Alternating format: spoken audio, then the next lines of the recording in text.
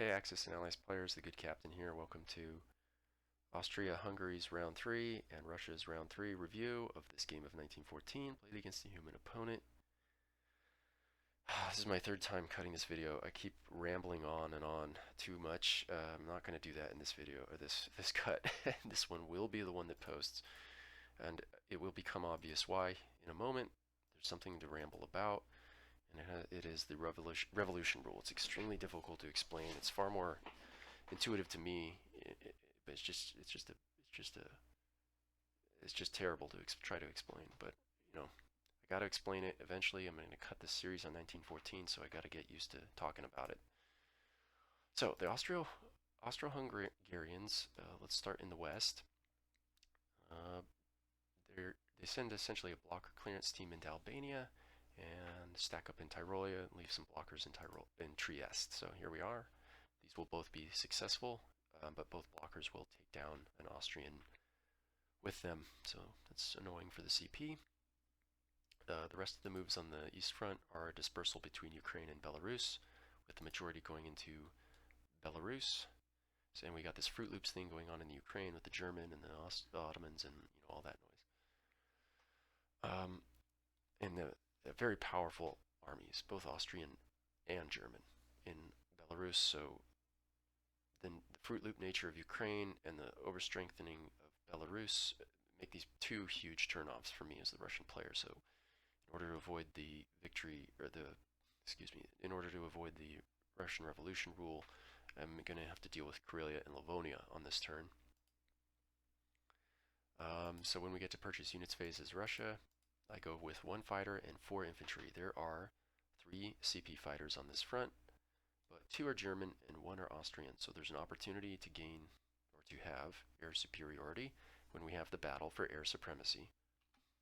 And given the quantity of Russian pieces, or Russian artillery pieces, and the unique ability of fighters to not be bound by the rules of a contested status territory, I went with a fighter. And yes, one of the more irritating things is that the fact that fighters can move in this way is not clearly stated in the manual. Arguably not even clearly stated in the official errata, but is clearly stated in the official Q&A, is irritating. I think the game designers, that's almost inexcusable to me. But anyway, that's another video. Okay, this concept comes up in a moment. So the combat move, I decided to send a killer group into Karelia, a blocker or a contested zone creation force into Livonia, and then you'll see this weird move into Tatarstan. And so the end of the combat move looks like this. And this is a direct result, the first implication of the revolution rule. The revolution rule forces the Russian player to play inefficiently. Just black and white statement. I don't think that's arguable. I don't want to have to send these troops into Livonia. The only reason I'm doing this is to prevent the revolution from being, or from the armistice from being offered out of Moscow. I don't want them to make that offer. I have to send these troops basically to their death. There's a 5% chance the Germans will clean them out. I'm willing to hang my hat on that. Karelia has an 86% chance of clearing in 1 turn. I'm willing to hang my hat on that. And then why do I put 11 infantry in Tatarstan? Well, that's a plan for next turn, right? Because it has to. The revolution has to do with a certain amount of territories under control, not contested status. The CP have to control 3 zones adjacent to Moscow for the Russians to be forced to offer the armistice. So I'm already thinking ahead to next turn and creating a situation which is unlikely for the Central Powers to completely take Tatarstan. Even if they wave attack it with the Ottomans and then the Austrians, it's still more or less to the CP's advantage or probability that it remains contested. It may not, but I'm comfortable with what we have here. We'll go through more in a moment. The battle in Livonia goes pretty crummy for the Russians. We only knock off 2, while the Germans kill 6. So the Germans shot up 1, and the Russians almost shot down 1. Not so great, but whatever. They did their job. The Karelia battle goes right down the middle in terms of par.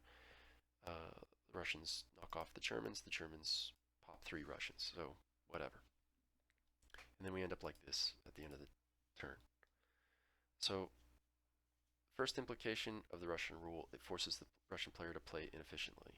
And hopefully I demonstrated what I had to do here to be thinking ahead to next turn. I don't want to because the second implication is that you can get hemmed up by the Central Powers forces, by an inferior army. You could do this by creating a contested zone in Moscow, and then everything in Moscow cannot move out, right? So even the Germans have a very decent chance of burning up their army. Tough swing is terrible, and you're not going to be really expecting to take the capital by any means, or set it up to be taken on the next turn. The idea is to create a contested zone so that the big Russian army in there stays in there, and then have your partner allies take the adjacent territory or territories. And then there's even another implication that's not so obvious to this. There's a counter move to that play, okay? And it takes getting your ass kicked once like that, like this, I'm about to explain it, to never forget it. And that is that if you don't bear hug, that is to say completely bear hug the Russian capital, and then you do this contested thing to freeze the Russian army in place, like I just mentioned, because you think that accepting the revolution is best. Uh, you the if you create a contested space in the capital, you are giving the option of offering a Russian revolution armistice to the Russian player 100%, so long as the Russians have an adjacent territory that is either contested or under their control. So this is really hard to wrap your head around. For me, it was so hard that I actually lost the game I was winning as the CP when this happened. The situation, I'll just outline it because I don't know how to describe this. I know this is probably a little bit confusing, but uh, the, the situation was that I decided to create the conditions to force my opponent to offer an armistice so that his Russian armies would just basically disappear, right? And so I did this by the aforementioned, attacking at a disadvantage, knowing that the Russians are just being off-boarded after that. But I didn't expect my opponent to do this one move, and that was that he still had a large army in the field that I was expecting to disappear. And he had a contested zone in Karelia. Okay, I had Livonia, Belarus, Ukraine, Tatarstan. The dude is going down, 100%, right? If you, uh, there's no way he's not going to have to offer me an armistice. False. What he did, the answer to this, the solution to this as the Entente player, is to give your capital to the CP. That's right, you evacuate your capital. An extraordinarily non-intuitive thing for the CP for any Axis and Allies player. Why on earth would you give up your capital? Well, in this situation, it makes complete sense, or it made complete sense, because the condition for revolution is that the capital, Moscow, is either uh, contested or under Russian control. It cannot be under CP control when you offer the armistice. So he avoided the armistice, preserved his rather large army, and because I didn't see this coming, I had already started turning around my troops to go fight on the West Front, and I had to concede the game because his army was so big and mine was so damaged and now out of place that there was no point in continuing the game. And I haven't had that situation come up once, but I'm very well aware of what I can and cannot do as the Russian player. So this leads me to have mixed feelings about this optional rule. I really like it as somebody who likes to master Axis and Allies versions of Axis and Allies, because it seems like a rule that keeps on, or kept on, sort of giving really neat things to think about. Like, I like problem solving, and I like to kind of chew on the implications of these different rules between these different versions of Axis and Allies. But this is not, it's so unintuitive that this is a huge turnoff to somebody who's steeped in Axis and Allies, other versions of it, who've played maybe G40 and stacked a ton of games there. There's nothing this complex in G40. This rule is super. There's no, I should say it's not that complex. It's that there's so much depth to it. There's so many things to do to counter with as the other side. That's why I call it sort of a negotiation between opponents. If both sides have complete mastery of the rule, it's freaking awesome.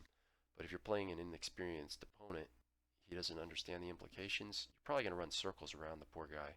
And I don't know about that. So I still think it's necessary to have a shot at a balanced game. The CP really do need this thing to be true because it forces the Russian player to play inefficiently, but I'm rambling. I said I wouldn't do this, so I'm going to cut it here. Hopefully some of that made sense. It will when we get to the video series on 1914. Thanks for watching this. All the best from the good captain, and bye-bye.